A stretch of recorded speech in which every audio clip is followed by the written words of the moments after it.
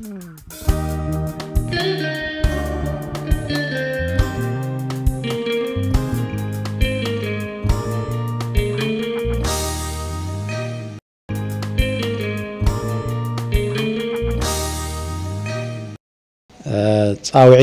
أخبركم أبز مدرخ سلازترخوكم بشم كندا إمباسن بشم جرا بوجدا كنتاو محبرن كابلبي كنا مسكناكم نفوتو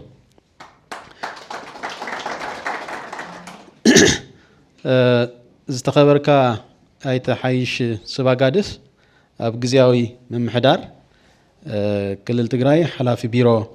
قداي مناسي أيت بيني أمنادو نايجورا بوجدا كنتاو محبر سرح مكايدي زخبركم من زخبر كنن نايلم عنتي مدبنا محبر ساوي ذات خوينو بوانانت كوابينا زلو قونستات كما يكن آليوم نخيل أمانغو مناسين أبيت عدن زلو تنكر ركب بمقوار كما يجيرنا كوابينا وحسن قبر نزفت أرز أقامات كما يجيرنا نقلي أو زبل زعبا محبر ساو ذات خلو الناي مالتي كدمنا كالوت مدباتنا مخدنا نزمدب بوقعي ناين قاعدة حنا مسحهم مدرخ اسمعنا أيت بيني أمنادو نام مدرخ يعد ملهمو سني لي أنا زخونة تاتسي زي برنامجنا حنا قصلو دون هو إن الناس فرحنا لنا جن صبوكنا تاتفتيرو ترحبنا لنا كمتي مسارحتي برهانة زولو زي بروجكت زي مس كندا إمباسي خوينا أفنصت سلام ناي مناعسي ناي سلام أمباسادرات كونو قونتي بسلاماو منقدي أبتربيزات زوريا طرح كتفتح نمخال بديجيتال ميديا زمحلالفو ناي قونتي ناي تصليت زربا زياتهم دما بسلاماو منقدي نت ديجيتال بلاتفورم بأقبابون بزمناو منقدي نخنتك أمرلو زعلم بروجكتنا عند سرحنا متينا أكلنا إذا بروجكتي لو ما عندي مساحتكم كوينا محبر السبا وزاتنا كايد أفت محبر السب بزحات نسلام زتعمو بعلت محبر السب تكمل لهم قنص زعلي لهم بزحات فلتاتات اللو سلازي زم فلتاتات زياتهم كم يجينا هنا نتي أبكابي نازر أزر لو قنصتات نملاي نتكمل لهم كم يجينا بساينس أو من قد نتكمل لهم نخيل تي أبديتال بلاتفورم زحفو نايت اللي زربا قنص زلا علو حماقات صرفتات زلو هم يجينا علينا أنا أونتاو من قد غيرنا أب ديجيتال بلاتفورم أب فيسبوك أب يوتيوب زحفو صحفات نهنصت سلام كم نتكمل لهم زبل زعباتات العلنا إن عندها صرحنا صنحنا زي أكلنا تزخنا لو ما عنتي أبز تراخينا زلنا لو ما عنتي كاب كندا إمباسي نزل برنامج بحدا خوينا خنريو خميز كايد زلو انتاي فلي فلطات اللو بتكراي أما حبرسب نسلام تقم نجارات انتاي اللو كنري وعنا ممكن مهار تمكرو ممكن وسدنا بقالي ممكن نسفحه متينا مساحتكم كوينا هنكاتات اللو إنا يلوم نيرم جن كم تتفلطوا بتيز نورناي أير مقراطن تراين نورا ملكتاتنا يقونسن بو مخنيات كساتفوي كالون جن أونلاين اللو هلينا يسماشي نو سلنا أنت نو ياوراه ياللوت لذي بواتساب نزي برنامج ولا بأكل تزي ترهوكم بواتساب كاتاتلو إله هذه لايف أيتام سنة كاتاتلو لا كريستينا هلينا برنامجين لما جمر بأمرنا عندنا يسرى بالدروش يترجم الله شيء قال هنا ما جرى شالله سامرايز نارج الله شهالن نالو عند برنامج نادي مثل نادي برنامج زي مس قداي من أسي بحبار كوي الناس لنصرحه نايكلنا نايبيرو قداي من أسي حلافي أوفيشالي نخجمرلنا بخبر يدم جرا أبو جدا كنت بباوي محبر مس كندا إمباسي بمخان محبر سباوي ذات بزعبا سلام هنسات زبل برنامج عداليو متقال اللي برنامج وني مثلني أب كلهم جوابات نتخيل غنيو زي تعبيو مس محبرسب كوينكا زسرح صراحتي في الله كعنا يمنعسي ناي هنسات سلام درشة نمعباي من يسي كعب عبيو أمباسادر سلام غيرنا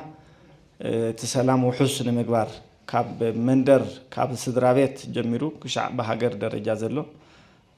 ناي سلام هنسات ناي منعسي الجامون نخعبي أم مقبار بعلوانا مبون كخونا أم مقبار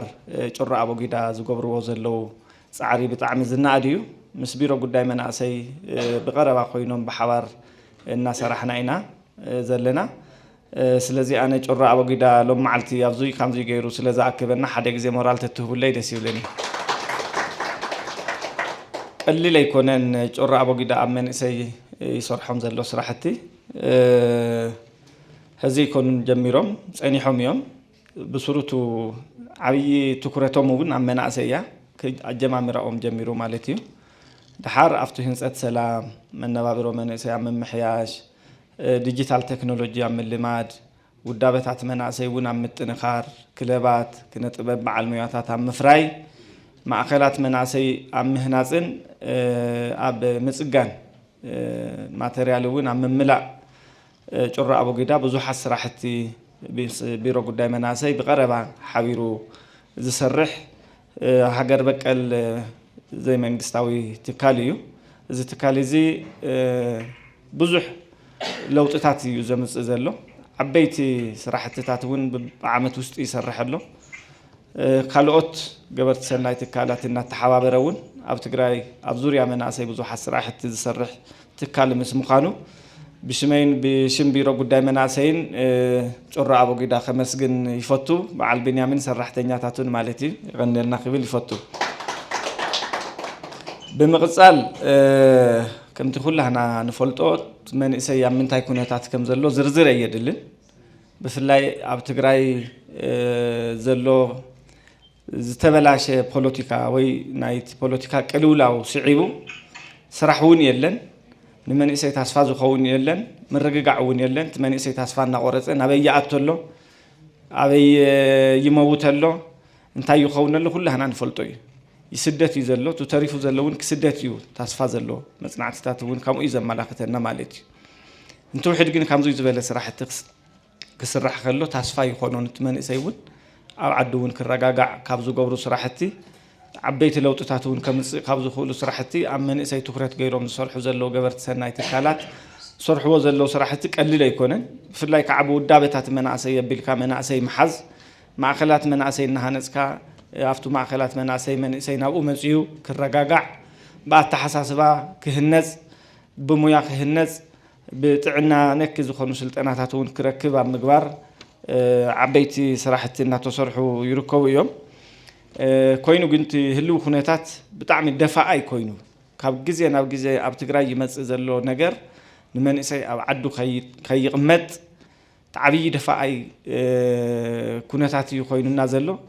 pushing factor يخوينو زلو كاب جزء أو جزء نتورنت أنت زي كوينو كالي زي يوريلا عدنا خنات ممسعة في لايتي استراتيجيك مرحنة نايت بوليتيكاون لو تخمم صان العلي نفتو تورنت زلوهم دفئتاتون كاب جزء أو جزء ناوسخ خمس خلوت من إسي ناب سدت يدفع تصفى مقراص يمسي سدت زي كدون تصفى قريصو أب زي معلق يوعل أم دنزة استئسات أب الكولات ناب زرفيا يتسنى لبنا أو زحسن مالتي وزي سلزو خونه نايبزو حس عارض حتت نجارات سلزلو كلهم تكالات في الله كعجبرت سناي تكالات أب زحمق ساعات كم زي زبالة كلولا وكمت خلو ناتكم درشة زعبية سلزو خونه خمتي جرى أبو جدا وني سرح زلو أمن إسي تكرت غيرهم صرحوا جبر سناي تكارات وحودات سلزو خونه هذه ناب من إسي كل حتى غيرهم برنامج موجود مس من إسي واردهم أمن إسي كسرحوا خمسة لوهم من إسي بناي من قصة عرض راح كحون كلوتن كتكمن تتكمن خون أي خيل من قصة بعلو يترجعن تبوليتيكاون يترجعن أفضل ساعات زيات مستزلوا ناي بجت ناي فاينانس حسرت من قصة ساعات زبط حلو من إسي كتفقنا كابي إننا ونكوتسي مالتي مستقلوا لا تتحيزوا قبرت سنة تكالات جن عبية عمل لكم سلزي كدمية تواهبوا وندياوتو من إسي هذي ካብ ካሊ ንላዕሊ ቅድሚያ ተዋሂብዎ መንእሰይ ናይ ምርግጋዕን ተስፋ ክገብር ናይ ምግባር ስራሕቲ ስራሕ ክፈጥር ናይ ምግባር ስራሕቲ እውን ተትሰርሑ ብዙሓት ገበር ሰናይ ትካላት እውን ኣብዚኣ ስለ ዘለኹም ፃውዒት የቕርብ እዚ ለ ምናልባት ኣፍቱ መንእሰይ ዘሎ ዓቕሚ ዘይምርዳእ ኩነታት እውን ኣሎ ወላ ኣፍቱ ብዙሓት ትካላት ናይ መንግስቲ እውን እንተርኢና ኣብ መንእሰይ ዘሎ ጠመተ ዝተሓተ እዩ ኩሉ ግዜ ኢና ንዛረብ ወላ ወረዳ እንተወሪድካ እውን ኣብ መንእሰይ ዘሎ ጠመተ ዝተሓተ እዩ ብዙ ይስኮነሉ ምክንያት እንታይ እዩ መንእሰይ ንሪእሉ ዓይኒ ወሳኒ እዩ ማለት እዩ ፍላይ ምስ ፖለቲካ ተታሒዙ ሓጋዛይ ኣይኮነን መንእሰይ ዝብል ኣተሓሳስባ እውን ስለ ዘሎ ይመስለኒ ነቲ መንእሰይ በጀት ዘይመሓዝ ነቲ መንእሰይ ፕሮግራም ዘይመሓዝ ነቲ መንእሰይ ቦታ ዘይመሃብ ኣብቲ ውሳኔታት ዘይምስታፍ ኣብቲ ፖለቲካዊ ኩነታት ተሳታፋይ ዘይምግባር ንጦርነት ጥራሕ ምድላይ ኣመለኻኽታታት ኣሎ እዩ ብዙይ ጉጉይ መንእሰይ ብተፈጥሮ ንጦርነት ኣይተፈጠረ ንልምዓት ንለውጢ ክወልድ ሓዳር ክገብር መነባብሮ ከመሓይሽ ተፈጢሩ ንጦርነት ኣይኮነን ተፈጢሩ ሓወይ ማገዶ ዕንጨይቲ ኣይኮነን ስለዚ መንእሰይ ኣብቲ ጦርነት ክንድንደልዮ ዝኣክል ካብኡ ንላዕሊ ኣብቲ ልምዓት ኣብቲ ውሳኔ ኣብቲ ፖለቲካ ኣብቲ ፖለቲካዊ ኣብቲ ሰናይ ምምሕዳር ኣብቲ ሰዓት ሰላም ህንፀት ኣብቲ ጎንፂ ኣብ ምፍታሕ በዓል ዋና ገርና እውን ክንወስዶ ኣለና ኣብ ጦርነት ኣብ ቅድሚት ከም ነሰልፎ ኩሉ ኣብ ኩሎም ውሳኔታት ኣብቲ ኢኮኖሚያዊ ረብሓታት ኣብ ቅድሚት ክነሰልፎ ኣለና ኣብ በጀት እውን ኣብ ቅድሚት ክንምድበሉ ኣለና ካብ ላዕሊ ክሳዕ ታሕቲ ኣብቲ ዝመፅእ ዝኾነ ይኹን ረብሓ መንእሰይ ተጠቃሚ ገርና ኢና ክንክሕሶ ንኽእል ንሱ ህይወት እናሃበ ኣካል እናሃበ ካብ ዝኾነ ይኹን ኣካል ዝወሃቦ ጠመተ ግን ኣዝዩ ትሑት እዩ ይሕዝነኒ ኣብ ልዕሊኡ ኣካለ ጉዱእ ኮይኑ ኣብ ዘሎ ሰዓት እውን ህዝቢ መንግስቲ ጽቡቕ ፕሮግራም ኣምፅዮ ኣሎ ምናልባት ኩላህና እውን ንሳተፈሉ ንኸውን ኢና ተስፋ ይገብር እንቶም ኣካለ ጉዱኣት ሙሉእ ብሙሉእ ክንሕክሞ ኢና ዝብል ፕሮግራም ብመንግስቲ መፅዩ ዘሎ ዶንጊዩ ምድንጓይ ኩሉ ሕብረተሰብ ግን ማዕረ ዝረዳድእሉ ፕሮግራም እዩ ኣካለ ጉዱኣትና እውን ትትማሊ ኣብ ቅድሚት ተሰሊፎም ከም ዝነበሩ ህዝቢ እውን ካብ ዘላትና ካፊልና ኩሎም ክሕከሙ ኣለዎም ኢልካ ፕሮግራም መሓዝ ከም ብሄር ዘኽርዐና ስራሕቲ እውን ተጀሚሩ ስለ ዘሎ ኣብታት እውን ትኩረት ገርና ቶም ኣካለ ጉዱኣት መናእሰይና እውን ክሕከሙ ኣብ ምግባር እውን ትኩረት ገርና ሓቢርና ንሰርሐሉ ኩነታት ክፍጠር ኣለዎ እየ ዝብል ካልእ ምናልባት ወቅታዊ ኩነታት ተታሒዙ ብዙሕ ስግኣታት ኣሎ ምድንጋጻት ኣሎ ኣብ ማሕበረሰብ ትኽክል እዩ ከም ግዜያዊ ምምሕዳር ካብ መጀመርያ ጀሚርና ዘለና ኣቋም ረብሓ ህዝቢ ትግራይ ክረጋገጽ ዝኽእል ብሰላማዊ መንገዲ ዝግበሩ ፖለቲካውን ዲፕሎማስያውን ድርድራት እዩ ኢልና ኢና ንሓስብ ንሱ እውን ኢና ኣሚንና ንኸይድ ዘለና ኮይኑ ግን ኩሉ ማዕረ ይኮነን ኣብዚኣ ናይ ኩናት ናይ ጦርነት ነጋዶ እውን ኣለዉ እዩ ብዝኾነ ይኹን መንገዲ ካብ ጦርነት ኢና ነትርፍ ዝብሉ ኣካላት ሓቢሮም ዘይኸዱ ስለ ዘለዉ ንኡታቶም ኣብ ማሕበራዊ ሚድያ ይኹን ኣብ ዝኾነ ይኹን ቦታታት ዘለዎም ናቶም ኣቋማት እናተቃለስና ኣብ ውሽጢ ኣብ ደገን ዘለና ተጋሩ ተኽኣለ መጠን ፀንቅቕናቱ ብሰላማዊ መንገዲ ንገብሮም ፃዕርታት ፀንቅቕና ተጠቒምና ሕብረተሰብና ተስፋ ክሕድር እናገበርና ተፈናቀልቲና ናብ መረበቱ ክገብር ክምለስ ግዝኣታዊ ሓድነትና እውን ብሕገ መንግስታዊ መሰረት ናብ ንቡር ክምለስ ኣብ ምግባር ብሰላማዊ መንገዲ ኣብ ዝግበሩ ቃልስታት እኹል ዝኾነ ድጋፍ ክህቡ ክንቃለሱ እውን እቲ መንእሰይ እውን ፃዕሪ ክገብር ዘለዎ ኣብቲ ማሕበራዊ ሚድያ ይኹን ኣብ ካሊእ ንገብሮም ፃዕርታት ኩሉ ውዕሊ ፕሪቶርያ መሊኡ ተተግቢሩ ብሰላማዊ መንገዲ ተደራድርና ዓለም እናሰምዐና ተኸፊቱ ዝነበረ ናይ ሰላም ድርድር በሪ እውን ናብ ንቡር ተመሊሱ ብኡ ተደራድርና ተመዛበልትና እውን ናብ መረበቶም እንምልሰሉ ግዝኣታዊ ሓድነትና እውን ብሕገ መንግስቲ መሰረት ናብ ንቡር እንምልሰሉ ኩነታት ኣብ ምፍጣር ኩሉ ሓጋዛይ ሚና ክጫወት ኣለዎ ቀሊል ኣይኮነን ኣብቲ ማሕበራዊ ሚድያ ዝውዛዕ ዘሎ ጦርነት ዘጓሃህር እዩ ኣብዛ ሰዓት እዚኣ ትግራይ ኣትያቶ ዘይትፈልጥ ፀላም ታሪክ እያ ትምዝግብ ዘላ ትማሊ ሓደ ኮይኖም ፀላኢ ይምክቱ ዝነበሩ ጀጋኑ ኣብ ክልተ ተመቂሎም ንንባዕሎም ይዋግኡ እዮም ዘለው ይሕፍር እዩ ብሓቂ እዙይ ከዓ ናብ ንቡር ክንምልስ ብዘተ ብሽማግለ ብድርድር ናብ ንቡር እንምልሰሉ ንንባዕልትና ምትኻስ ገዲፍናስ ብሓደ ኮይና ሓቢርና ቱናይ ደገዋይ ፀላኢ ፅዕንቶ ፈጢርና ረብሓና እንረጋግፀሉ ኩነታት ኣብ ምፍጣር መንእሰይ እውን ዓብይ ሚና ኣለካ እዩ ማሕበረሰብ እውን ዓብይ ሚና ኣለዎ ብፍላይ ከዓ ዓበይቲ ዓዲ ናፍቶም ፖለቲካ መራሕቲ ናፍቶም ሰራዊት መራሕቲ ናፍቱ ግዝያዊ ምምሕዳርውን ዘለኩም ተጽዕኖ ሓፈብልኩም ትኩነታት በሰላማዊ መንገዲ ናብ ድርድር ዝመለሰሉ ኩነታት ኣብ ምፍጣር ዝተወሰኑ ሰባት ጥራሕ ንኡ ዝተፈጠሩ የለውን ኩሉ ማሕበረሰብ ድርሻ ስለ ዘሎ ኣብኡ ድርሻኹም እውን ክትዋጽኡ ጻውዒተይ ይቀርብ ብፍላይ ጦርነት እንተመጽዩ መንእሰይ በላዓዩ መንእሰይ ኣብቲ ቅድሚት ዘሎ ዝመውት ዘሎ ህዝቡን እዚኣ ከንቱ ሞት እያ ትኸውን ማለት እዩ ስለዚ ብተኽኣለ መጠን ረብሓ ህዝቢ ትግራይ ክረጋገጽ ዝኽእል بتي بريتوريا وعلي مسارات غيرنا بدردر وخون سلا زلو ابزي كلنا اجامنا كنبركتلنا سلام كبحال كله كم مندر جميرو كشع حجر زلو اب كله بركي من اسي عبي درشالو عبيتون تزلكم تمكرون من اسي نحلفكم من اسي امباسادر نايت سلام امباسادر نايت هنصت سلام امباسادر نايت لمعات ام مغبار زلنا تمكرون ما ادانون ان محلالفنا حغازاي درشا كنصاوت كمبيرو غداي مناسي صاويعتي يغرب زعدل سلازتوهابني نجور ابو غيدان كندا امباسون يمسجن يغنيلي اذا اتاونت مالت ناي موسان سلطان بستوسن ملكو انه ولنا مالت اي اجله زي اترفكا اجلون زي اترفكا يلوك شمغلنا زخيل سب مالت سزا اذا اتاونت سالساي وغن زيا تانتي تا اربيتريشن نبلاينا زي مالتا اي اجله يترفكا يلو شمغيلو ذات تعرق مالتي زي وساننا بيت فردي كونه بزح غزي شماغلتا زغورو مالت تاقصيلا ببيت فردي ويكع بايندينغ زخونه نخلهم جزاء زخونه وسانه زوهاولو مدرخي تو اديوكيشن ولا مالت سزي ناونت ناي بيت فردي كيس توسينايو زيهم بمولهم كاوزيهم زغلصنايم بحاديو صقم كفتح زي كاله موداتنا متاي زخيد نو حيلي مالت اودام زبحال مالت بحيلي صقم كا تفتح ممكار مالت زدلخاي ነገር ከተማለ زدلخاي ነገር ከተሳخ ممكار مالت تحزن ريا زلنا مالت سزي زين ذا violence ወይ ከዓ ዛ ዓመጽ ከዓ نعنا دواصنا يكونن كم ማህበረሰብ ማለት كم ውልቀሰቡን كم ማህበረሰቡን ጽቡዓት ይኮኑን ስለዚህኦም ክነወግዶም ክንሞክር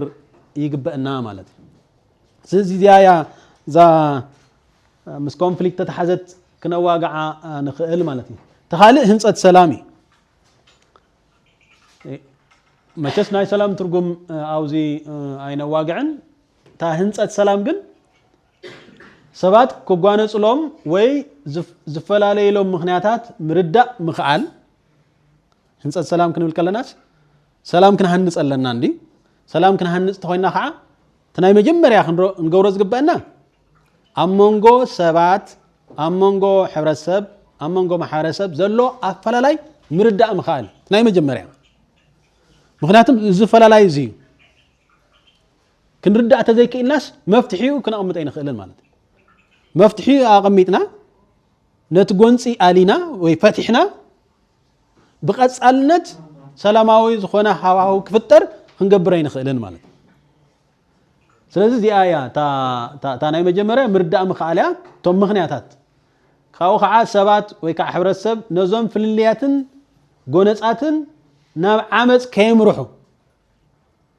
ወይ ከዓ ኦሬዲ ዝተፈጠረ ጎንጽ ተኮይኑ ከዓ ተመሊስና ናፍት ጎንጽ ከይተመለስና ዓመጽ ከይተጠቀምና ማለትይ ጸገም ክንአሌሉ ንኽእል ዓውዲ እንተፈጢርና ዛ ህንጸት ሰላም ክነረጋግጽ ንኽእልና ወይ ከዓ ሰላም ክንሃንጽ ንኽእልና በቀጻልነት ማለት ስለዚህ ያምስ ነጋብር ውሕስ ህይወት ናይ መንባር ዕድልና ዝሓሽ ይኸውን ማለት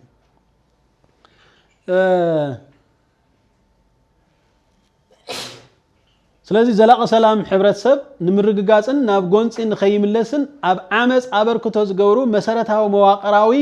ዘይምዕሩይነት ክእለዩ ኣለዎም ዝብል ሓፈሻዊ ርዲት ዘንጸባርቕ ኩነት እዩ peace building ማለት ወይ ከዓ ህንጸት ሰላም ማለት ስለዚህ ዘላቂ ሰላም ወይ ከዓ ህንጸት ሰላም ኪንዮ ብሔራዊ ሃይማኖታዊ ደርባዊ ሃገራውን ዓሌታውን አፈላላያት ሃናጺ ዝኾነ ውልቃዊ ጉጅላውን ፖለቲካውን ዝምድናናት ምዕባል ይሓትት ዚያታ ማለት ውልቃዊ ጉጅላውን ፖለቲካውን ዝምድናታት ምዕባል ግድን ይብለና ማለት ዘላቂ ሰላም ክነረጋግጽ እንድሕር ንደሊ ኮይና ማለት እዚ ካፍትናይ ውልቃው ድሌትና ካፍትናይ ማሕበረሰብ ከም ውልቀ ሕብረተሰብስ ከም ውልቀ ተወሲድና ናነት ውልቃው ድሌትኒ ሓቀይ ክንዮ ክኸድኒዎ ማለት ዚያታ ማለት ኣብ ዘለና ኣፈላላይ ኣትኩርና ከይኮና ንሰርሕስ ንሓባር ክገብሩና ኣብ ዝኽእሉ ነገራት ኣበርቲዕና ብምስራሕ ማለት ኣፈላላይና ከዓ ብሰላማውን ብዘተን ክንፈትሐሉ ዝኽእል ዓውዲ አንፈጥረሉ እዚ ዓቅሚ ዘጥረየ ውልቀሰብ እዚ ዓቅሚ እዚ ዘጥረየ ጉጅለ ብሄር ንወሎ አላ ወይ ከዓ እዚ ዓቅሚ እዚ ዘጥረየ ፖለቲካዊ ሓይሊ ክንብሎ ንኽእልና እንተሃሊና ታንደልያ ሰላም ነረጋግጽላ ንኽእልና ማለት እንተዘይ ኮይኑ ብጣዕሚ አጸጋሚ ይኸውን ኣሎ ማለት ስለዚህ ንፒስ ቢልዲንግ ወይ ከዓ ንህንጸት ሰላም አገደስቲ ዝበሃሉ ባእታታት ኣለውና ንህንጸት ሰላም አገደስቲ ዝበሃሉ ባእታታት ማለት ተሓንቲ ፍልጠት እያ ምስ ኮንፍሊክት ተታሒዞም ኮንፍሊክት ከመይ ሃፐን ከም ዝገብር ከመይ ክፍጠር ከም ዝኽእል ኮንፍሊክት ከመይ ጌርና ክንኣለዮ ከም ንኽእል ከመይ ጌርና ክንከላኸሎ ከም ንኽእል እዚኣ ፍልጠት ኣድልየና ታ ፍልጠት መሰረት ጌርና ከዓ ንዘጋጥሙና ኣፈላላያት ንዘጋጥሙና ጎንፅታት ንዘጋጥሙና ኢቨን ቫዮለንስ ከመይ ጌርና ክንኣለዮም ከም ንኽእል ክእለት ክንዕቢ ክንክእልኒና ማለት ፍልጠት ኣለና ታ ፍልጠት ሒዝና ካታ ክንገብር ኣለና ታ ክእለት ክትህልወና ኣለዋ ማለት ኩሉ ሰብ ይዓርቕ ዲ ኩላትና ናይ ምዕራቅ ዓቕምና ማዕረ ይኮነ ፍልጠት ተመሳሳሊ ወይ ከዓ ተመሳሳሊ ዓቕሚ ተመሳሳሊ ፍልጠት ክህልወና ይኽእል ታ ዓቕሚ ከዓት ትውስንያ ታ ክእለት ትውስንያ ማለት ካው ከዓ አፕቲቱድ ንብሎ ግንዛበ ንብሎ ማለት ነገራት አዎንታው ብዙኾነ መንገዲ ናይ ምርአይ ዓቕሚ ማለት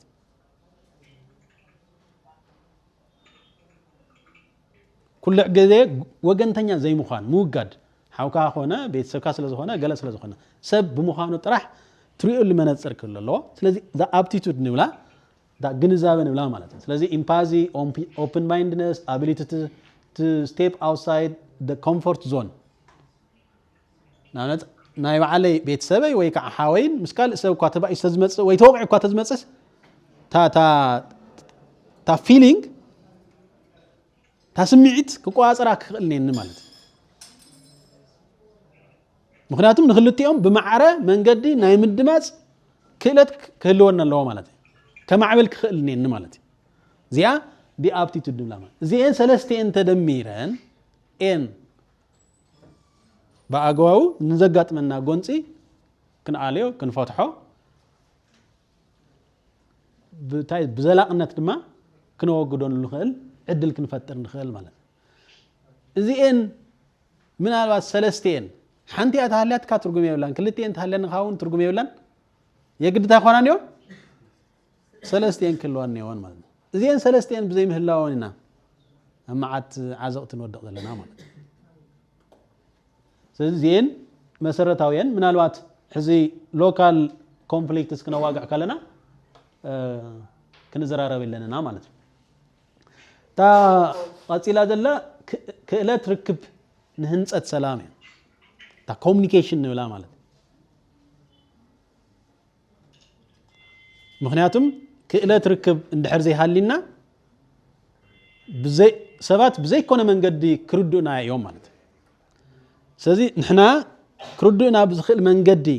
ክንገልጽ ክንክእል ኣለና ማለት እዚኣ ታ ርክብ ክእለት ንብላ ወይ ከዓ ኮሙኒኬሽን ንብላ ኮሙኒኬሽን ከዓ ፒስ ቢልዲንግ መሰረታዊት እያ ማለት ስለዚህ ርክብ ብዛዕባ ሚድያ ወይ መልእኽትታት ጥራሕ ዘይኮነስ ኣብ መርበብ ማሕበራዊ ዝምድናታት ዝፍጸም ምትእስሳር ማለት ዛ ርክብ ንብላ ማለት ስለዚህ to effective communication ንብሎ ወይ ከዓ ውጽኢታዊ ርክብ ንብሎ ሓደ ካብቲ ዓሚቕ ድሌታት ናይ ኩሎም ደቂ ሰባት ብኻልኦት ሰባት ክትርዳእን ተቐባልነት ክትረክብን ምኽኣል እዩ ዚያታ ማለት እያ ንኣብነት ሓደ ሰብ ፀገም ኣጋጢሙኒ ኢሉ ክመፀና ከሎ ኣፍቱ ፀገሙ ንፍትሐሉ መጀመርያ ታክገብር ነዮ ሰብ ንሱ ከተንፍስ ይደሊ ክዛረብ ይደሊ ከዋግዕ ይደሊ ብዛዕባ ፀገሙ ክዛረብ ይደሊ ስለዚ ነዚ ሰብ እዚ ምድማጽ ምኽኣል መሰረታዊ ማለት ልክ ዓውን ኣብ ጎንፂ ውን ክነዳምጾ ክንክእል ነና ማለት ምድማጽ ምኽኣል ናይ መጀመርያ ስቴፕ እዩ ማለት ምክንያቱም ሰባት አይ አዳሚጽኒ እዩ ሰቢዕኒ እዩ whatever ማለት መፍትሒ ካል ነገር ኮይኑ ዋላ ማለት ዝብል ናይ ስለልቦናዊ መዋቕሮም ሓፍ ክብል ክኽእል ነይዎ ማለት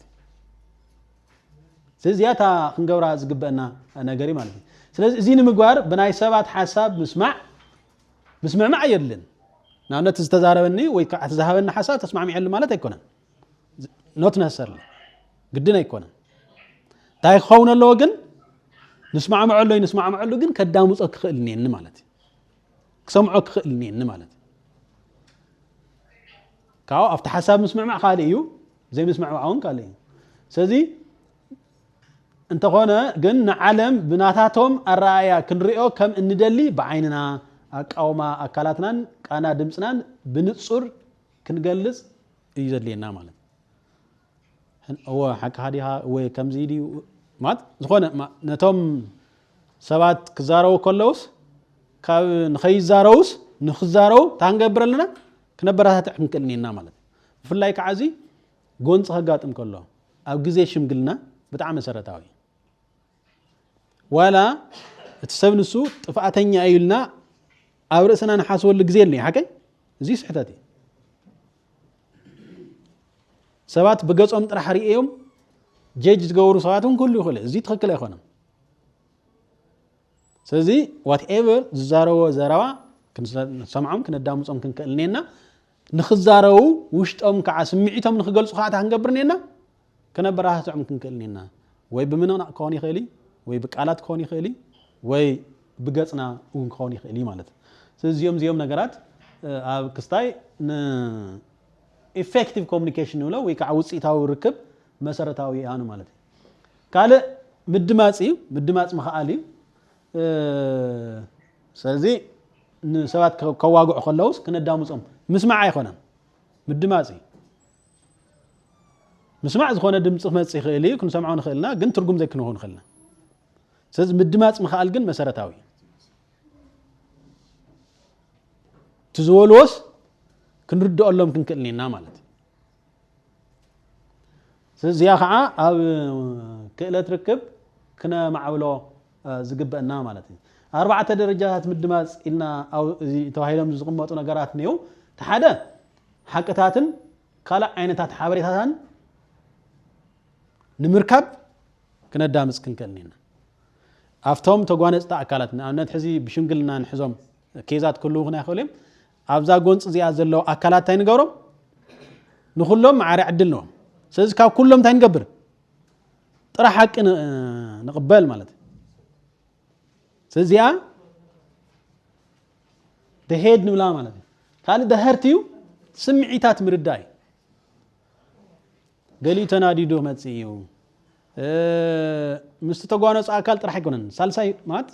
ኣብ ቤተሰቡ ክኾን ይኽእል እዩ ኣብ ስድሩ ክኾን ይኽእል እዩ ወይ ምስ ዝኾነ ነገር ተጓኒፁ ክመጽእ ይኽእል እዩ ወይ ኣብ መንገዲ እውን ተባኢሱ ክመጽእ ይኽእል እዩ ኣጋጣሚ whatever ግን ታንገብር ነና ስምዒታት ተጓነፅታ ኣካላት ወይ ከዓ ስምዒታት ደቂ ሰባት ክንርዳእ ክንክእል ነና ንስማዕ እዮም ሓደ ግዜ ብመልቀስ እውን ታይ ይባል ብመልቀስ እውን ይወፀልካ ሓቀይ ወላ خلقስ ዝግባኦ እንድሕር ኮይንስ we have to create the option ማለት ካልእ مبقسي اتوم سمعيتات مبقسي اتوم مخنياتات نمردات هنقبرنينا كنا داوم صومنينا حكي كاو مخنياتون كنا تحازونينا مس دخنات ديو مس تميت ديو مس منتاي تتحايزو زبل مالت سلازي مسارتاو دليتات دق سبات تايوم غوديلوم منيو تايوم غودلتات نيو الناس كن ممي كنكلنينا مالت قال نعلاما وي دليت مدمات زي مالتي يتسب وي كعات غجله اب ايناي انفت يخيد كم زلن توفاينت كساب كنديناي دلل مخونن كردا هنكلنينا مالت دفيت نولو مالت تغعزو زياتا مالتها اداميصنايو سميعيت غليصو غلغيرو حقي مጨረሻ ግን አፍታ ዝተፈጠረት ጎነጽ አፍታ ዝተፈጠረት ጸገም ከሳብ ክንደየናይ አክል ኮሚትድ ዩ ነታ ዝተፈጠረት ጸገም ክንደየናይ አክል ክፈትሐ ይኽእል ይዝል ግምገማ እንገብረሉ ማለት ዚያ ደፊት ማለት ስለዚህን ኩልየን አርባዕተን ነገራት አጣሚርና እንደህር ንርዳ ኮይናና ምድማጽ ንኽእል ኮይና ምናልባት አፍት ነተጸገም ማኔጅ ናይ ምጋር ዕድል ተኽእሎ ከለውና ይኽእል ማለት ካለ ጎስጓሲ ወይ ከዓ ጉድጎታውን ይባህሊ ዲ አድቮካሲ ንብሎ ማለት ሕዝና ኣብነት ኣብ ትግራይ ዘሎ ብናህና ዓቕሚ the small p ንብሎ ማለት ኣብ ታሕቲ ኣብ መንጎ ሰብኣይን ሰበይትን ዝፍጠር ጸገም ኣብ መንጎ ክልተ ጉጅለ ናይ መንደር ዝፍጠር ጸገም ንዓኦም ብምእላይ ንኣልዮ ጸገም ኣይኮነን ዘሎ ኣብ ትግራይ ሕዚ ኣብ ትግራይ ዘሎ ጸገም እንታይ ምናልባት ካብ ውልቀናን ንዓቐብ ይሓቀኝ ላዕሊ ኮይኑ ግን ንዘም ተፈጢሮም ዘለው ጸገማት ንፈትየሉ ንኣልየሉ መንገዲ ክነምጽ ንኽእልና ተሓንቲ መንገዲ ታያ ናይ አድቮካሲ ስራሕ ናይ ጉድኮታ ስራሕ ናይ ጎስጓስ ወይ ከዓ ናይ ጉድኮታ ስራሕ ብምስራሕ ያ ማለት ስለዚህ ናው ዝምልከቶ አካል ከሄድካ ጥራዓን ብምቅራብ ተወዲብካ ከሄድካ ናፍቱ ናው ጎንጽ ዘምርሕ ዘለ አካል ትጎንጽ ደው ከብል ወይ ከዓ ከንሳሐብ ተጽዕኖ መፍጣር ለካ ሲቪል ሶሳይቲ ኦርጋናይዜሽንስ ትገብርዎ ማለት ሽማግለታት ዓዲ ሃይማኖት አቦታት ከዓ ልካ ከምኣ ማለት ስለዚህ ዚያ ጎስጓስ ከዓ መሰረታዊት ምዃና ተረዲና መብዛሕትኡ ግዜ ንሪኦ ሕዚ ዓበይቲ ዓዲ እዮም ነዛ ጎንጽ ዚያናነት ወይ ከዓ ንዝተፈጠሩ ጸገማት ንምእላይ ዓበይቲ ዓዲ ሃይማኖት አቦታት አስተዋጽኦ ይገብሩ እዮም ሲቪል ሶሳይቲ ኦርጋናይዜሽንስ አስተዋጽኦ ይገብሩ እዮም ግን አየናይ መንእሰይ ተጽዕኖ ትፈጥር ይኹም ኣለዎ ክነምጾ ክንክልኒና ማለት ስለዚህ መንእሰይውን ኣብ አድቮካሲ ዘለዎ አስተዋጽኦ ዘለዎ ተጽዕኖ እንድሕር ወሲኹ እቲ ዘሎ ጸገም ናይ ምእላይ ዕድል ክህልወና እዩ ማለት ምክንያቱም ከይድና ህይወት ንኸፍል ዘለና አካል ንኸፍል ዘለና መናእሰይ ስለ ዝኾንና ማለት ስለዚህ ናይ መናእሰይ አስተዋጽኦ ኣውዚውን ጎሊ ይኸወጽእ ክእል ነይዎ ኣብ አድቮካሲ ዘለና አስተዋጽኦ ክዓቢ ክእል ነይዎ ማለት ስለዚህ መንግስቲ ኣብ ዝፈጥሮም ኣብ ፖሊሲ ዲዛይን ክገብር ከሎ ዝኾነ ውሳነ ወሲን ናብ ዝኾነ ተግባር ቅድሚ ምስጋሩ ናፍቲ ተግባር ንሱ ናብ መሬት ከይወርድ ምእንቲ ክንገብሮ ዝግበአና ነገር ተሓልዩ ክንሰርሖ ኣለና ማለት እዚኣ ዛ አድቮካሲ ነው ማለት ሕዚ at normal circumstances ስለዚህ የለና ኣው ብዛዕባ ሕዚ መንግስቲ ፖሊሲ ክቀርጽ ከሎ ከመይ ጌርና አድቮኬት ንገብር ገለ ይኮነን ሕዚ ዘለናሉ ኩነታት ግን በአድቮካሲ ተጽዕኖ ንፈጥረሉ ዓውዲ ክንፈጥርኒና ማለት ስለዚህ አድቮካሲ ብናይ ዜጋታት ተሳትፎ ተኻታታሊ ዝኾነ ተግባር ን ስቴት አውቶሪቲስ ንመንግስታት ተጽዕኖ ንፈጥረሉ ማለት ብርግጽ ንመንግስታት ጥራሕውን ኣይኮነን ንገበርቲ ሰናይ አካላቱን ተጽዕኖ ንፈጥር ንኽእልና ምስ መንግስቲ ዝሰርሑ ተዳረግቲ ዝበሃሉ አካላቱን ተጽዕኖ ንፈጥር ንኽእልና ማለት ስለዚህ ዚኣ ናብ ዓመፅ ከይወፃና ሰላማዊ ሰልፊ ከይገበርና ማለት ተወዲብና ተጽዕኖ ንፈጥረሉ ዕድል እዩ ምናልባት እውን ክሳብ ሰላማዊ ሰልፊ ዘውፅእ ነገር ተሃልዩ ብሕጋዊ መንገዲ ምውፃእ ከድልየና እዩ ማለት እዩ ስለዚ ዜጋታት ክሳተፉ ዕድል ዝፈጥሪ ኣድቮካሲ ካልኣይ ከዓ ዘለና ዓቕሚ ዘለና ፓወሩን ክንጥቀመሉ ዘኽእለና ዕድል የኽእለና ኣድቮካሲ ካልኣይ ከዓ ከይዲ ሲና ለማዓንቲ ከይዲ ኢልና ገለ ኣይኮነን ተኸታሊ ዝኾነ ናይ ኣድቮካሲ ስራሕቲ እንተስ ብሚድያ እንተስ ብኣካል ሚድያ ከዓ ሜይንስትሪም ሚድያ ክንከውን ይኽእል ወይ ከዓ ሶሻል ሚድያ ክኾን ይኽእል ማለት እዩ ስለዚ ንምንታይ ኢና ጎስጓስ ንሳተፍ ዝብል ሓደ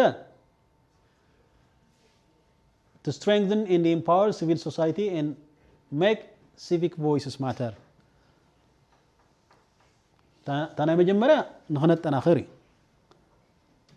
ምክንያቱም ድምፅና ብዘስማዕና ቁፅሪ ንፅቡቕ ነገርና ድምፅና ስምዓከይ ስለዚ ንፅቡቕ ነገር ድምፅና ብዘስማዕና ቁፅሪ ከዓ ዝሓሸ ሁነታት ዝሓሸ ሃዋዊ ክፍጠር እዩ ካልኣይ ከዓ ድምፅኻ ናይ ምስማዕ መሰል እውን ኢንጆይ ንገብሮ ኣለና ማለት ተኻልእ ዝኾነ ፀገም ተሃሊ ከዓ ነታ ፀገም ንሳ ንክንፈትሓ ከዓ ኣድቮካሲ የድልየና እዩ ማለት ምክንያቱ እንታይ ዝበሃል ናይ ሓይሊ ኣማራፂ ከይወሰድና ማለት እዩ ንብረት ከይዕነና ማለት ስለዚ ተፅዕኖ ብምፍጣር ኣድቮኬት ብምግባር ፀገምና ክንፈትሕ ንኽእልና ማለት እዩ ካልእ to promote and consolidate democracy ምክንያቱም ኣድቮካሲ ኢንተርቴይን ክገብር ዘይኽእል ማሕበረሰብ ኢንተርቴይን ክገብር ዘይኽእል መንግስቲ ዲሞክራሲ ክረጋግፅ ዘይኽእልን እዚ ግልጽ እዩ ምክንያቱም ሓይሊ ከይተጠቐምካ ዘለው ፀገማት ክትገልፅን ተፅዕኖ ክትፈጥረሎም ትኽእል ሓደ መንገዲ ኣድቮካሲ ናይ ኣድቮካሲ ኣማራፂ ዓፂኻ ኣለኻ ማለት እዩ ናይ ዓመፅ ኣማራፂ ዝኸደሉ ዕድል ተሰፍሕ ኣለኻ ማለት እዩ ስለዚ እዚአን መሰረታውያን እየን ማለት እዩ ስለዚ ንዕውትነት ተበግሶታት ምጉስጓስ ኣበርክቶ ዝገብሩ ረቑሓታት ተባሂሎም ኣብ ዝተገለፁ ነገራት ኣለው I think for the sake of time ክንሓልፎም ማለት እዩ ስለዚ ናይ ኣድቮካሲ ስትራቴጂስ ንብሎም ግን ሓደ ሎቢንግ እኔና ካልኣይ ኦርጋናይዚንግ ኒ ሳልሳይ ሞቢላይዜሽን ኤጁኬሽን ኤንድ ሰንሲቲቪቲ ሬይዚንግ እና ፕረስ ወርክ ዝበሃሉ እዚኦም መንገድታት እዮም ማለት እዩ የቐኒየለ ሕቶን ርእቶን ተሃሊኩም ቀድምና ካልእ ምስጋርና ምናልባት ሕቶን ርእቶን ተሃሊኩም ክቕበል أنا أقول لك زي ريتنا هنا جن حزنا عملت زي تحاويسو ويك أدمو أبدي زل حزي استفعل لي محاورة سوي زل مهنياتو تو أفتو شجر وست زل محاورة سب كله محاورة سبي استمهار أكل ويك أدمو نايب حرس الجر قام قاز فلت ويك حساب فلت يكونه زي شيء تكبر اللوي اللي إذا عمل أنا هذا بناء على كونتكست قرب خلاله بتناء على التحساسبة حيثنا نحن كما إنا شجر نفتح كما إنا تو تسعلون نفتر ناي محاورة سبنا بهال انتهي يمثل هاي ما نتاو خيدنا انتهي يمثل أب ناي تو وانا نقرت اسيت نايت محاورة سب مالدي سلازي ندحرنا معارو شجرنا خوينا منالات لكن راه أسباب نخيل نقص على يتقورو سلطانات كومزي أب مريت وردو مريت توريدي إخسار الحسالن مخنياتو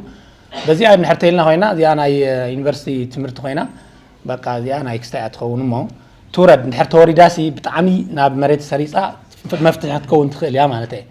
كأود ما منا أسي بحال الله ناي منا أسي تساتف تخجورو خون خير الله ومزل تم منا أسي بزرد أو من قدي كأود ما تم عاد بيتعدون تمفتح تحت تقوملون كله خير الله أو زي راهو أنا ناي شجر منسي شجر تجونسي ملعلي تايو مفتحي وتايو كم يقرنا بزلاقي كم يقرنا بجزء من النجارات اللهم سيزياتهم نعلنا زهنا أفتنا يعلنا المسرات بحريو كردة نخلينا تتردي إن خاطو تولدون كردة تما خلاين كردة تعبيون كردة تناهي منت أكلون كردة وتو كل محاور سوون كردة بحريو هي اللي خدام صناي بتلاقي دماتهم بتعاملنا يدك ساعات أي مروشتي نخيهم الشيء قبلوا نجاراتهم كله خل الله تزي كوينو دقة أتخون زي آخر مكسايت خون الله مالتي أكاديمية أتخون هذه أو أكاديمية يكون عندنا شجرة بنفتحين عمرت إذا قاليهم ناي سايكولوجي حساباتهم قاليهم دماني ناي أمرو ناي سايكاتري حسابي ناي مدمات نقرات اللو يعتم تحتي لهم وريدهم جن أفتو ليفل دحرت وريدهم صبوا قاني بس تعرفه أقروتكم كله بقام قاخون اللو بقى نحنا سجرنا هذا الناس ساينسنا نوعلي تقول لك عبد زي كعلة بسجر بحرق قام قاسل زخوني سوينا آخر دون دحرت قوين بنايو على حساب تم قالاتنا على تمسي بزح صنص حساب اللوم تتصنص حساب نسو زحازة زي تفتح خوني خيلي بقى نساتهم من الفلطوم نحنا ذيك نروم الدوم نغيلنا أنا دحرت وريدهم جن بقولي لهم الدوم نغيلنا عب سماي من سفاف قريب عم مريت يورد دحرت وريدو جن بتركل كن الدوم نغيلنا مالتي مبر بحق تزقرب لنا نجار توقتها وزخنا نجار كل التدك إنه قاتلوا سواتنا إنه علم طفافوا بعلنا وعلنا هلونا أنا نقا نصارر له ويكادمو نطفف له من قد سلازخونه حسابي زحسب وقتاو غدايو سلازي جن مريت يولد مريت انتوري دينا خنرد نخيل بالحساب لن يغني له ام قايلهم نيرم مو انا حواوساي يقرتا جبرلي اذا زقربا اتو برهاني صبقتيا مالتيس وطاتات ونلونا قلعلونا بتزلو نمهارولنا وزح غزي خازيتات تدغس لزمصت حسابات تقانقاون بوس لزمص نعاي بانجليزኛ انت تكونن بتግርኛ انت تترجمن حنتي هوينا يترئين زخون خوينو بتناي عدنا مزراب ادلاي እዩ ናይንድ አነ አሽተይ ናይ ወጣታት ናይ ዩዝ ኢልኩም ይኹም ትሽግር ዘሎ ተዛሪብኩም ናይ ተነንስትውን ናይ ቆልዑ بحد حوسلو مخنياتو شجرت متصتلو كلتيهم تم وطاتاتن تننستن تم حصاناتن يوم زغد امو خنفلاليو ينخلن ازي لي انتاي زفلالينا انتاي كونكت زغبرنا انتاي بحد زغبرنا يلناون خنحسولنا اذا انش ጨኒኡኒ አፍቱ ሽግር ጊዜ ተስፋ እንዳገወርኩ ነረ ሕዝግና ተስፋ ስለጠፋኒ تعنا هنجبر ذلنا إلى زحسولو ليتتاتلو دقيسس العلمو وانتخينا هنجوره بس انتخينا بس توالنا من ما يكون لنا ندابا أسخيدو إلنا حزا حنت حساب مزيات الليل أفتات أورنات جزيس عريا صبقت نيرها بحدا نخون نيرنا ودي زي ودي ويست ودي إيست ودي نورث أين بها هالنيرنا عبيت يوم نستيين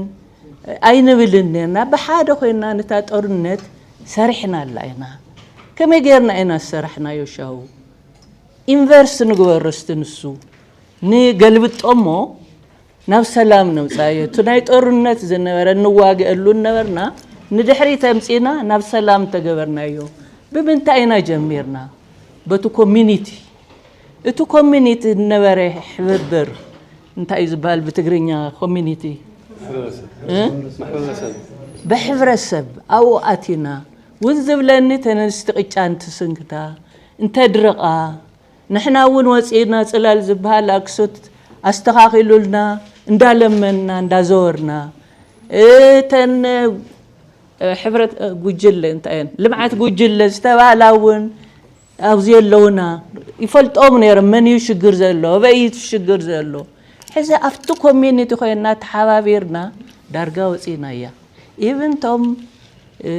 زنهو حزي زما زي غلابطو زلو منغستناون شاوس قطيلوم تحابيرهم يسرحو نيروم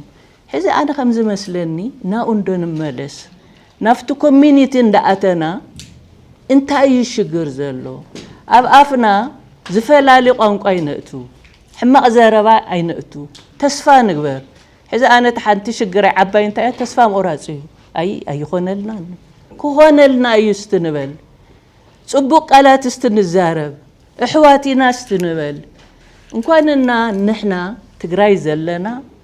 أو إثيوبيا زلوا أو إيرترا زلوا نساتمون قربتنا يكونون تلعيلهم زخدوا يكونون كراي جزا يكونون قربتنا يوم نزل العالم توا ناس أشوقوا ينوم أخاف كل يوم سلوزي مسأمون سلام انداقبرنا انتاي شجرنا أبئنا خنستهاخل نتهزبنا زي نايتو يونيفرسيتي تراي زي كوني ናይ CSO ጥራይ ዘይኮነ ምን ይኽህሉ ዘለዉ መንግስቲ ይኽህሉ ኣሎ ናይ ሃይማኖት ሰባት ክህሉ ኣለዎም CSO ክህልዎም ኣለዎም አንስቲ ስፔሻሊ አንስቲ ክህሉ ኣለዎን ወጣታት ሕዛ ኣውኣቲና ቋንቋ ካልእ ዘይኮነ ስቁሉቱ ቀሊል ትግርኛ ታ ንደልያ ዓብይ ቋንቋ ሳይኮሎጂስት ብዃን ወይ ዶክተር ብዃን የድልየና ታዩ ሰላም ከንታዩ ዘድፍሮሶ ዘሎ ሰላም ዘይመጽእ ዘሎ እንታይ መጀመርዩ ኢልና ወንቱ ናይ ድሕሪት ዝሓለፈ ክንመሃሮ ኣለና ክነጽንዖ ኣለና ድሓር ንወደፊቱ ዘምጽአናኸ እንታይ ክህሉ ኣሎ እዙይ ማንም ሰበይቲ ሃሁውን ዘይትፈልጥ ጽሒፋ አንቢባ ዘይትፈልጥ ከፊልና እንተዛሪብናያ እንደሐገዝናያ ንሕና ዩኒቨርሲቲ ዘለና ተማሃርና ንሕና እውን ክንወጽእ የብልና ንዜሮ እዩ እምበር ተማሃርና ማለት እዩ ስለ ተማሃረ ሰላም ክስራሕ ኣይኽእልን ማለት ኣይኮነን ስለ ዝቐሸሸ ጥዑ እዩ ማለት ኣይኮነን ስለዚ ኩላና ናይ ርእስና ሽግር ኣለና ጽቡቕ ኣለና ብሓደ ኮይና ግን ናይ ልብና ትግራይ ንመልሳ ወይ ከዓ selflessness እዙ ንዓይ ዝበሃል ኣነ ዝበሃል ገዲፍና ንሕና ዓድና ትግራይና ንሱ ከዓ ንመን እዩ ንደቅና ንሕና እኳ ንሓልፍ ንኸውን ቶም ደቅናስ ከምኡ ከምቲ ዝሓለፍና እዩ ድዩ ብጃንሆይ ግዜ ብሰይጣን ግዜ ብደርጊ ግዜ ብግዛዕ ግዜ እንዳተባሃለ ዝኩሉ ሕሊፍና ኢና ሕዚ ቶም ደቅና እውን ከምኡ ድዩ ኣብኡታት ንሕሰብ ኣነ ዝብልዋ ንሳ ንቕተላ ያኒ የለይ መንእሰይ ታ ዓይነት ግደ እኒዎ ኣብ ጎንፂ ምፍታሕ ታ ዓይነት ግደ እኒዎ ልብሉ ዝተልዓሉ ነገራት ነይሮም ኣብዚያ ንእሽተይ ስኢለ ሕፅር ዝበለ ርእቶ ንምሃብ ዝኣክል መንእሰይ መጀመርያ ጎንፂ ንኸይልዓል ዓብዪ ግደ እኒዎ መንእሰይ እንድሕር እቲ ጎንፂ ተላዒሉ ንመንእሰይ ይበልዕ መንእሰይ እቲ ጎንፂ ንኸይልዓል ብመናእሰይ ውዳበ ኣቢሉ ድዩ ብኻሊእ ተቃውሞ ሕጊ ብዝፈቕዶ መሰረት ዝጎንፂ ኸይልዓል ዓብዪ ግደ እኒዎ ብዘይ መንእሰይ ዝኾነ ዓይነት ውዳበ ፖለቲካዊ ውዳበ ይኹን መንግስቲ ይኹን ምንም ዓይነት ስራሕ ክሰርሕ ኣይኽእል ዝኾነ ነገር ዝገብር እውን ንመንእሰይ ተኣማሚኑ እዩ መንእሰይ ኖ እንድሕር ኢሉ ኖ እያ ማለት ብዘይ መንእሰይ ክሰርሑ ዝኽእል ስራሕ ስለለ ይብሉ መንእሰይ እውን እንዳነበበ እዩ ናብ ዝኾነ ነገር ዝኣቲ ናብ ኩናት ድዩ ናብ ካልእ ነገር ዝኣቲ ናብ ልምዓት ዝኣቲ እንድሕር ዳ መንእሰይ ፈቃደኛ ተኾይኑ እዩ መንእሰይ ግን ቅድሚቲ ጎንፂ ምልዓሉ ኖ ኢሉ ክቃወም ይኽእል እዩ እዚ ክቃወም እንተኾይኑ ናይ መንእሰይ ውዳበታት ክህልው ኣለዎ ንመንእሰይ ዝጣበቑ ውዳበታት ክህልው ኣለዎ ምስ ኢንተርናሽናል ምስ UN ድዩ ምስ ካልኦት ትካላት ዝሰርሑ ብዲፕሎማሲ ኣብ ኩሉ ዓዲታት እውን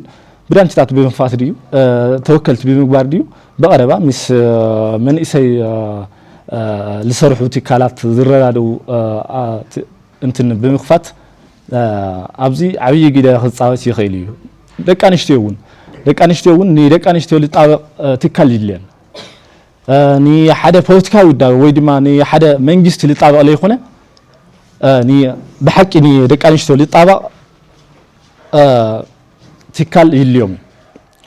መንእሰይ ኣብ ልዕሊ መንግስቲ ፅዕንቶ ክፈጥር ኣለዎ እምበር መንግስቲ ኣብ ልዕሊ መንእሰይ ፅዕንቶ ክፈጥር የብሉ እዚ ድኽመት መናእሰይ ኮይኑ ይረአኒ ካብዚ ውፅእ ብምባል ዓበይቲ ዓዲ ጎንፂ ኣብ ምፍታሕ ዝለዓለ ግደ እኒዎም ናዕለን ማለት ካብ ባህሊ ኢና ክንለዓል ኣለና ሕጊ መንግስቲ ገለገለ ዝበሃል ነገር ፀኒሑ ይመፅእ እምበር ቅድሚ ሕጊ መንግስቲ ኣብ ትግራይ ናዕል ዝኾነ መማሓደሪ ባህሊ ነይሩና እዩ ካብዚ ብምጋስ ንኣብነት ኣብ ካልእ ዓዲታት እስካ ሕጂ ብባህሊ ዝመሓደራ ዓዲታት እኒዋ እየን ስዊዘርላንድ ኣየርላንድ ኖርዌይ ኣየርላንድ እንድሕር ርኢና እዚአን ብባህሊ እየን ዝመሓደራ ኣብ ትግራይ እውን ናዕልና ዝኾነ ስርዓት ነይሩና እዩ ስርዓት ኦና ስርዓት ቃንጪ ስርዓት እንዳባ ስርዓት እንደርታ ወይ ዕርቂ እንደርታ ዝበሃሉ ነይሮም እዮም ኣብዚ ኣብ ባህሊ ክንሰርሕ ኣለና ኢለ ይኣምን እዚኦም بمنجست ويد ما ببوليتيكاوي ودابة زي خونه انتن هجبروا هجن حللهم بنا علم دخونه السراريحان بتي زي صنح باهليهم خدوا للهم هاو بتوساخون سويلو استحواس ነገር ነው ፖለቲካን ሃይማኖትን ስኡሉ ተሓዋይሱ ነገር ኮይኑ ነው ሓደ ፖለቲከኛ ቤት መቅደስ ይጸልሕካ ሓደ ቀሺ ኻዕሚ ቤት መንግስት ይጸልሕካ እዚ ተኾይኑ ናብ ማለት ክዕረቕ ኣይኽእልን ዝኾን ነገር ኣብዛ ሓለፈ ሎም ቀነት ኩላትና ከም ንፈልጦ ባዕልና ንባዕልና እንዳተቃተልና ነይርና ኣብ ወጅራት ያው ካልኦስ ከባቢታት ኣብዚ ግን ኣብየስ ዝበላ ኣካል የለን ቶም መራሕቲ ሃይማኖት ዳ እንታይ እዮም ክሰርሑ ኣብዚ እንድሕር ዘይሰሪሖም ኣብ ሰላም እንድሕር ዘይሰሪሖም እንታይ ይኹመጽ ወጣትከ እንታይ ኢና ንሰርሕ ኣለና ንምንታይ ንቃተል ዘይንጥዮ እዚ ኩነታት ፈጢሩ ኣብ ለለው ትካላት ወይ ድማ ኣካላት ጽዕንቶ ክንፈጥር ንምንታይ ዘይንኽእል እና እንታይ ክብል ደልየ ኣብዚያ ናይ ስዊልካ ናይ ትካላት ምትሕዋስ ድና ክንብሎ እስካ ሕጂ እኳ ትካል ዝበሃል የብልናን ግን ስዊልና ምትሕዋስ ነገር ስለለሎ ኣብዚያ ንመንእሰይ ንጣበቕ ሲቪክ ሶሳይቲ ድዩ ካልኦት ናይ መንእሰይ ውዳቤታት ንመንእሰይ ክንጣበቕ ኣለና ማንም ዝኾነ ይኩን ኣካል ኣብ ልዕልና ጽዕንቶ ክሕድር የብሉ መራሕቲ ሃይማኖት እውን ናዕለኹም ስራሕ ክሰርሑ ኣለኩም ደቂ ኣንስትዮ እውን ብተመሳሳሊ እና ጎንፂያ ምፍታሕ ነና ዓልና እጃም እንጫወት ይኽብል ደልየ ይቐኒለይ